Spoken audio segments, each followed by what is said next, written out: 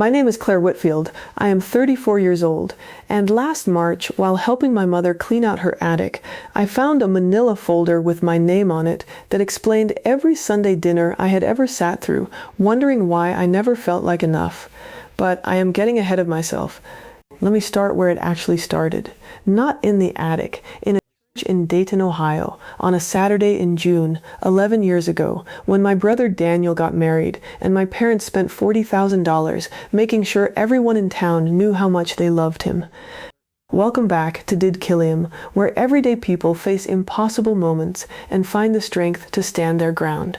If you have ever been the child your family quietly loved less, this story is for you. I grew up in Beaver Creek, a suburb of Dayton, where the houses all looked the same and everyone knew your parents' names before they knew yours. My father, Gerald, worked in insurance for 30 years. My mother, Patricia, ran the household, the neighborhood book club, and the unspoken rules of our family with equal precision. Daniel was 3 years older than me. He was the kind of son my father talked about at dinner parties. Athletic, confident, easy in a room. He went to Ohio State on a partial scholarship, graduated in 4 years, got a job at a logistics firm in Columbus, and married his college girlfriend Megan at 27. My parents adored Megan from the first dinner. She was from a good family. She photographed well. She laughed at my father's jokes. I was a different kind of daughter. Quieter. I studied graphic design at a smaller school in Cincinnati, graduated with honors, moved back to Dayton, and started freelancing for small businesses while working part-time at a print shop. I was not a dinner party story. I was more of a background detail. She is doing fine, my mother would say when relatives asked, finding her way. I met my husband Tom at 22. He was a high school art teacher with a patient face and a laugh that started slow and built into something real. We dated for 2 years. He proposed on a Tuesday evening in our apartment kitchen. No ring yet, just his hands on mine, and a conversation about wanting to spend his life with me. I said yes before he finished the sentence. When I called my parents to tell them, my mother said, "Congratulations, honey, we love Tom."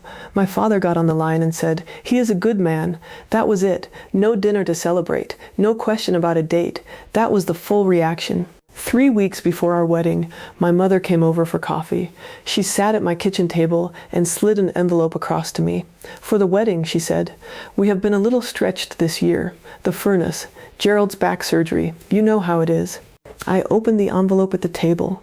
$200 in cash, a card with flowers on the front.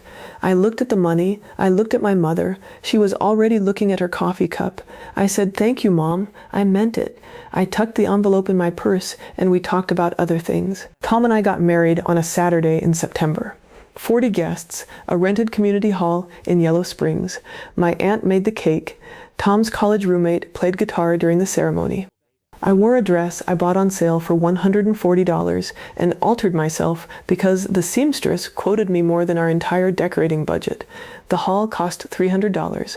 We served appetizers and Prosecco and called it a reception. It was small and genuine and full of people who actually knew us. My parents came. My mother wore a blue dress I had not seen before. My father shook Tom's hand and said, "Take care of her." There were no tears, no toast from my father. My mother did not pull me aside before the ceremony the way mothers do in movies. I told myself it was just their way. Quiet people, reserved.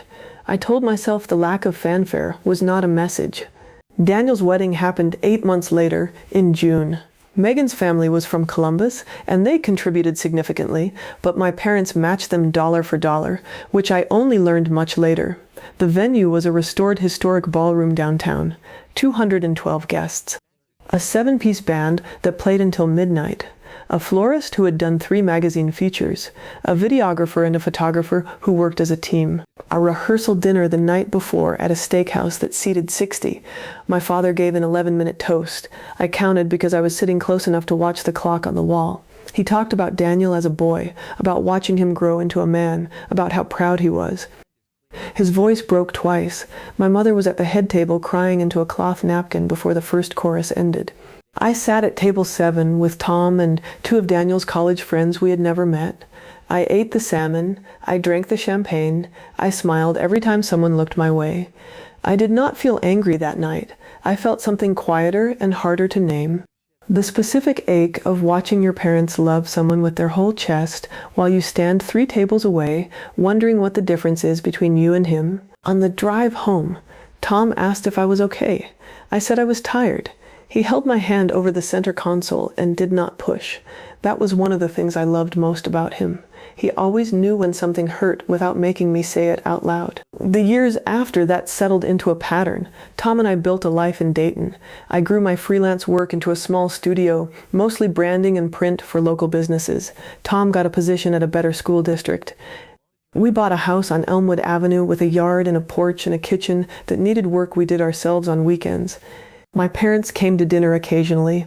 My mother always brought something, a casserole, a pie, a bag of groceries she said was extra from her weekly shop. My father would walk through the house, nodding at what we had done to it, never quite saying he was impressed. Daniel and Megan lived 40 minutes away in a newer neighborhood. They had 2 children. My parents drove there almost every weekend. They kept a drawer at Daniel's house with their things in it, toothbrushes, extra reading glasses, a spare set of house keys. They did not have a drawer at my house.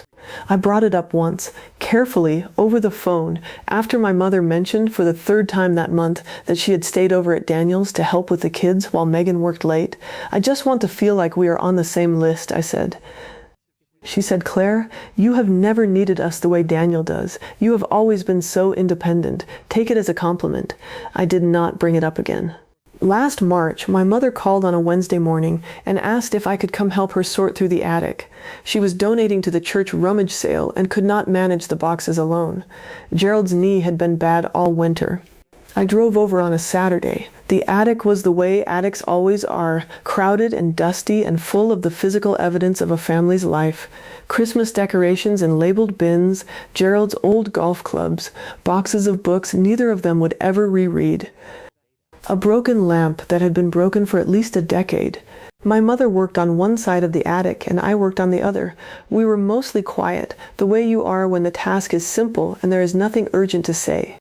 I was pulling items out of a cardboard box when a manila folder slipped out from underneath a stack of old National Geographic magazines and landed on the attic floor in front of me. My name was on the tab, Claire in my father's handwriting, block letters, blue pen. I picked it up, I opened it. Inside was a single sheet of paper, a receipt from a company called Harmon Event Services, dated 3 weeks before my wedding. The billing address was my parents' house on Sycamore Lane. I read down the itemized list: venue deposit, catering consultation fee, floral planning session, photography package inquiry, band booking deposit. At the bottom, a total, $41,800, paid in full. And on the memo line in the notes field, 3 words, Claire's wedding fund. I stood very still. I could hear my mother moving boxes on the other side of the attic, the sound of cardboard scraping wood. I read the receipt again from the top, then a 3rd time. My mother had told me they were stretched that year. The furnace, Gerald's back surgery. $200 was what they could manage. This receipt was dated 9 days before she sat at my kitchen table and slid that envelope across to me. I folded the receipt carefully along its existing crease. I put it in the back pocket of my jeans. I kept working through the box in front of me. I did not say anything. I stayed for another 2 hours, helped load the donation boxes into her car, ate the sandwich she made me for lunch, and drove home. Tom was at the kitchen table when I got back, grading papers. I sat down across from him and put the receipt flat on the table between us. He read it again, he set it down and looked at me and said nothing for a long moment. Then he said, "How long have you had this?" 3 hours, I said. He nodded slowly. That silence he gave me was the one I needed. Not outrage, not a plan. Just a husband who understood the weight of what I was holding. I did not call my parents that weekend. I spent Sunday reading the receipt 4 more times and sitting with what it meant, not just the money. The money was not even really the point by then. The point was the story I had been told. The story I had believed and internalized and used to explain to myself why my wedding was small and theirs was not. You have always been so independent. You never needed us the way Daniel does. That was not a description of me. That was a permission slip they had written to excuse a decision they had already made. On Monday morning, I called my parents and asked if I could come over for dinner that week. My mother said Thursday. I said Thursday was fine. I arrived with the receipt in a plain white envelope. Tom offered to come. I told him this was something I needed to do alone. We sat at the dining room table, the same table I had eaten at my whole childhood. My mother had made pot roast. My father poured water. Normal Thursday evening in the Whitfield house. After dinner, while my mother was stacking plates, I put the envelope on the table.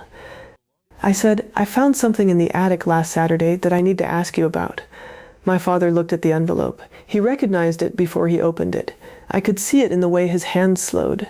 He opened it, he looked at the receipt, he passed it to my mother without a word. She read it, she set it down, she looked at me. I did not raise my voice. I did not cry. I said, "I want to understand what this is." My mother said, "It was a long time ago." I said, "That is not an answer." My father cleared his throat. There was a plan, he said. We had set money aside. Then there were some complications with Daniel's situation. He needed help with a down payment on the house the same year. There was not enough to do both. I looked at him. "You told me the furnace broke," I said. "You told me Gerald's back surgery cleaned you out." He did not answer. I looked at my mother. "You sat at my kitchen table," I said. "You slid $200 across to me and watched me say thank you. You knew what you had in the account." She said, "We always meant to make it right." I said, 11 years, Mom." She pressed her lips together. Her eyes were wet. Not from remorse, I knew that look, from being seen doing something she had spent 11 years not examining. I picked up the envelope. I put it in my bag. I stood up. I told them I loved them. I meant it. But I also told them that I would not be pretending anymore, that the difference in how they had treated me and Daniel was about money or timing or circumstances. It was a choice. They had made it. I had lived inside it for 11 years without knowing. Now I knew. My father started to speak. I said, "I am not angry tonight, but I need some time." I drove home. Tom was waiting. I sat on the couch and let myself feel the full weight of it, not just the $40,000, but every Sunday dinner, every comment about Daniel's house and Daniel's kids and Daniel's career. Every time my mother said, "You are so independent," as if that explained why she did not need to show up for me the same way. The independence was not something I was born with. It was something they had built in me by making it clear in 100 quiet ways that I was on my own. It is 4 months later now. I see my parents. We are not estranged. But something has shifted, and I think we both know it will not shift back. My mother called 3 weeks after that Thursday dinner and apologized. It was a real apology, not a performance. She said she had not wanted to examine what they had done because examining it meant admitting it. She said she was sorry. I said I heard her. That was the start of something slow and uncertain that I am not sure yet has a name. My father has not apologized in words, but last month he drove 40 minutes to come see the studio I have been building for the past 2 years. He walked through it the way he used to walk through my house, except this time he stopped in front of one of my design pieces on the wall and stood there for a long moment. Then he said, "You built something real here, Claire." It was not an apology, but it was the most he had ever said. Tom and I have talked about renewing our vows, not because our marriage needs it, because we want to do it right this time. A real dinner, flowers, dancing, the version we did not have 11 years ago. We are planning it for next September. My parents are invited. My mother asked if she could help. I said yes. Some things cannot be undone. 11 years cannot be given back. The version of me who sat in that community hall in a sale dress thinking $200 was all she was worth cannot be reached and told the truth. But the version of me sitting here now knows something she did not know then. The size of your wedding is not the measure of how much you are loved, and a receipt is just paper. Some things cannot be undone. 11 years cannot be given back. The version of me who sat in that community hall in a sale dress thinking $200 was all she was worth cannot be reached and told the truth. But the version of me sitting here now knows something she did not know then. The size of your wedding is not the measure of how much you are loved, and a receipt is just paper. That is my story. One attic, one receipt, and 11 years of a quiet question finally answered. If this reminded you of a moment when you found out the truth had been sitting right there waiting for you, drop it in the comments. Share this with someone who needs to hear it. Hit subscribe, and I will see you in the next.